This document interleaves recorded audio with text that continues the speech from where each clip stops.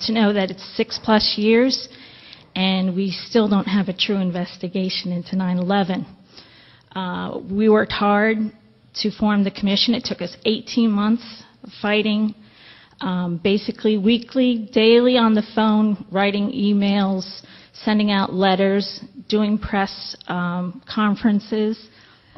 So that's just one instance, and we brought those things to Washington, and we actually had congressmen and senators say, well, that's all very well and good, but, you know, what is the president saying?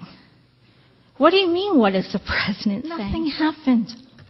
Nothing happened. Nothing happened until we went to the press, until we made ourselves these annoying little gnats that wouldn't go away. We got buses. I don't know how any of this transpired, but we did it. Because we didn't know what we were doing, but we called around and we got it done. We got over probably like 300 families down in D.C. to come with us. And after that, it was something that the government apparently could not overlook our efforts. And as I said, it took us 18 months to get that commission. Then the commission was installed. And it was not with people that we would have chosen. We wanted academics who could, you know, provide evidence. We did not have evidence presented at the 9/11 Commission. We got platitudes, we got a lot of rhetoric, and we got lies, with a smattering of the obvious truths. Yeah, there were 4 planes that day. Okay. Much more than that, we don't know. You know, it turned out to be politics over lives. And I believe 9/11 was basically about politics and agendas, not my agenda, not your agenda. So we became part of somebody else's agenda. And that's what we have not, what has not been investigated, what that agenda was, why it happened, and how it happened. I don't have ideas exactly on how it happened, but I know it didn't go as according to what the commission put down on paper. And one of the reasons why we still continue to fight for the commission, even as we knew it was a farce, is we wanted their words, their lies, down on paper. We wanted to make them go through at least this exercise. And even if it came down to the annals of history, that the truth will come out, that was part of our purpose. Our purposes were layered. We'll be a pain in the butt. That's fine. We'll get their lies down on paper. We'll have more Americans wake up to the fact that their government is not looking out for their best interests. In fact, they may be counter to our best interests. But none of this would have come to this point if, in fact, the commission didn't exist at all. And for that, I'm grateful that we had the wherewithal to get that done with other family members and the support of the public and others like John Gold and the people who helped us with the video, Press for Truth. What do you make of what happened to the testimony of Sibel Edmonds? Sibel testified for 3 hours. What happened to that testimony? Well, her testimony, I think it was 3.5 hours she testified before the commission, and we never heard it. That's what happened to it. I think she just came out with a statement. It was on, I know it was on the web the other day. She challenges any news organization to put her on TV, national TV, unedited, and she'll suffer the she feels she's willing to suffer the consequences to reveal everything she does know. She was a translator, came into work. She worked for the FBI. She's a whistleblower, and she was a translator after 9/11. And she's one. And one of her statements is to understand 9/11.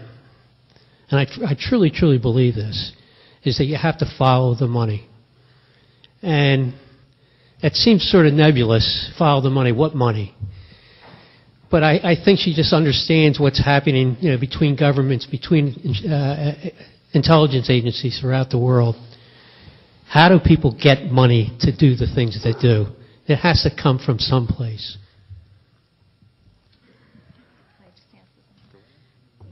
Sibel came to, actually, Four Widows and asked us if she could get a hearing with the commission because nobody of the commission was responding to her request to testify.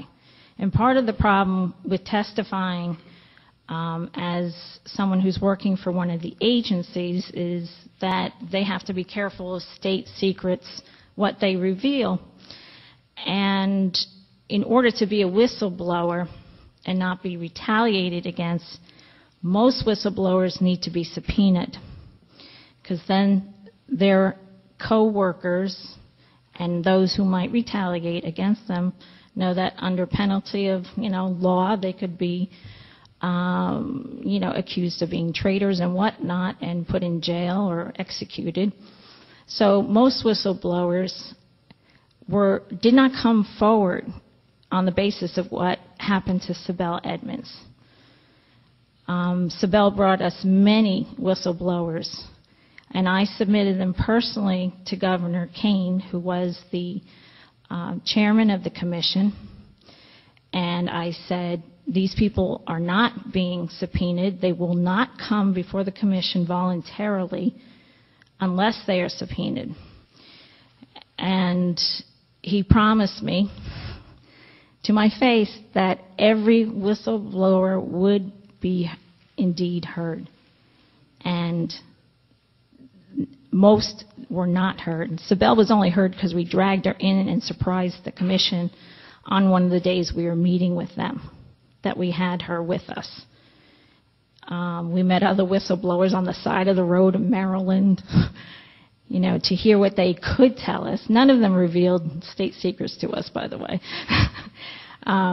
But that they had information, and basically the government knew, other than the exact moment, they knew the date and the method at which the attacks were supposed to come.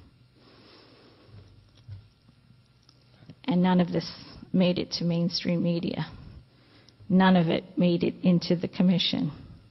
And yet, again, all of your representatives on the day that the commission book came out were on their pulpits saying what a fabulous job this commission has done, a real service to this nation.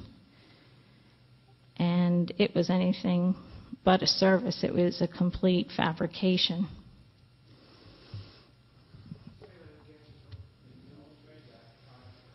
Other than the exact, perhaps, time, because planes don't always go off on time.